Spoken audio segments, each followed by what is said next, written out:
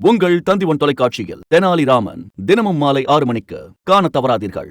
பள்ளிகளில் 5 மற்றும் 8ஆம் வகுப்பு படித்து வரும் மாணவர்கள் தோல்வியடைந்ததால் அவர்கள் மீண்டும் அதே வகுப்பில் படிக்க வேண்டும் என்ற வகையில் மத்திய கல்வித்துறை செயலாளர் அறிவிப்பை வெளியிட்ட நிலையில் அது குறித்து விளக்குகிறது இந்த தொகுப்பு.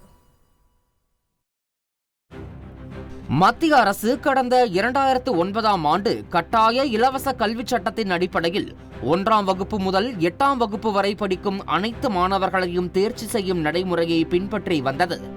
இந்நிலையில் மத்திய அரசின் கல்வித்துறை செயலாளர் சஞ்சய்குமார் இந்த கொள்கையை ரத்து செய்வதாக தெரிவித்திருக்கிறார். அதன்படி 5ஆம் வகுப்பு மற்றும் 8ஆம் வகுப்பு படிக்கக்கூடிய மாணவர்கள் தேர்வில் தோல்வியடைந்தால் அவர்களுக்கு 2 மாதங்களுக்குள் மறுதேர்வு எழுத வாய்ப்பு வழங்கப்படும் என்றும், அதிலும் மாணவர்கள் தோல்வியடைந்தால் அவர்கள் தோல்வியடைந்த மாணவர்களாகவே கருதப்படுவார்கள் என்றும் தெரிவித்திருக்கிறார்.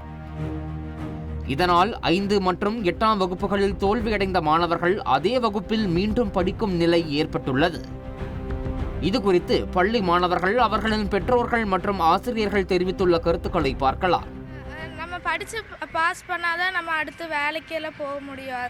அதனால் அந்த ஆல் பாஸே வேண்டாங்கிறோம். ஏன்னா அப்புறம் யார் படித்தாங்க படிக்காதவங்கன்னு தெரியாது. அதனால் கண்டிப்பாக இந்த ஆல் பாஸ் வேண்டாம்.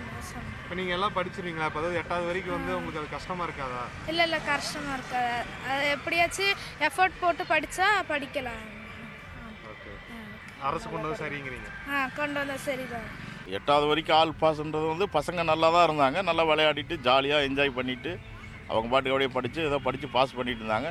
இப்போ நீங்கள் திடீர்னு மறுபடியும் 8வது வரைக்கும் ஆல் பாஸ் கிடையாது, கம்பல்சரி படித்து பாஸ் மார்க் வாங்கினா தான் பாஸ்னா பசங்களோட இதெல்லாம் ஸ்பாயில் ஆயிரும். அவங்க ஜாலியாக இருக்கிறதெல்லாம் அப்படியே நின்றுடும்.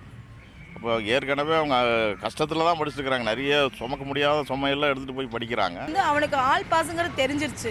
அப்போ படித்தாலும் படிக்காட்டியும் பாஸ் தாங்கிற ஒரு எண்ணத்தில் ஸ்கூலுக்கு ஒழுங்காக பேரண்ட்ஸும் அனுப்புறதில்ல, குழந்தைகளும் ஒழுங்காக வர்றதில்ல. ஏன் சொல்லப்போனால் எக்ஸாமுக்கு கூட அவங்க வர்றது கிடையாது. ஏதாவது ஒரு நாள் வருவாங்க, ஃபஸ்ட் டேர்ம் நாள், அந்த ஃபஸ்ட் டேர்ம் அன்னைக்கு வருவாங்க, புக்கு நோட்லாம் வாங்கிடுறாங்க. வாங்கிட்டு போனாங்கன்னா அதுக்கப்புறம் அவங்க வர்றது கிடையாது. அடுத்த டைம் பார்த்திங்கன்னா எக்ஸாம் அப்போ நாங்கள் ஃபோன் பண்ணி கூப்பிட்டு அவங்க வர்றாங்க, வந்துட்டு எக்ஸாமே எழுதுகிறாங்க. அப்போ என்ன எழுதுவாங்க நீங்களே நினச்சி பாருங்கள். ஃபஸ்ட் நாள் வந்தாங்க, லாஸ்ட் நாள் போயிட்டு வராங்க. அவங்க என்ன படிப்பாங்க, என்ன எழுதுவாங்க? இந்த நிலையில் மத்திய அரசின் இந்த அறிவிப்பிற்கு பள்ளி கல்வித்துறை அமைச்சர் அன்பில் மகேஷ் பொய்யாமொழி விளக்கம் ஒன்றை அளித்திருக்கிறார். அதில் தமிழக அரசு மாநில கல்விக் கொள்கையை பின்பற்றி வருவதால் தமிழகத்தில் உள்ள மத்திய அரசின் பள்ளிகளை தவிர வேறு எந்த பள்ளிக்கும் இந்த அறிவிப்பு பொருந்தாது என்றும், இங்கு ஆல் பாஸ் நடைமுறையே தொடரும் எனவும் தெரிவித்திருக்கிறார். மேலும் மத்திய அரசின் அறிவிப்பினால் மாணவர்களோ ஆசிரியர்களோ கல்வியாளர்களோ குழப்பமடைய தேவையில்லை எனவும் அவர் தெளிவாக குறிப்பிட்டிருக்கிறார். உங்கள் தந்திவன் தொலைக்காட்சியில் தெனாலிராமன் தினமும் மாலை 6 மணிக்கு காண தவறாதீர்கள்.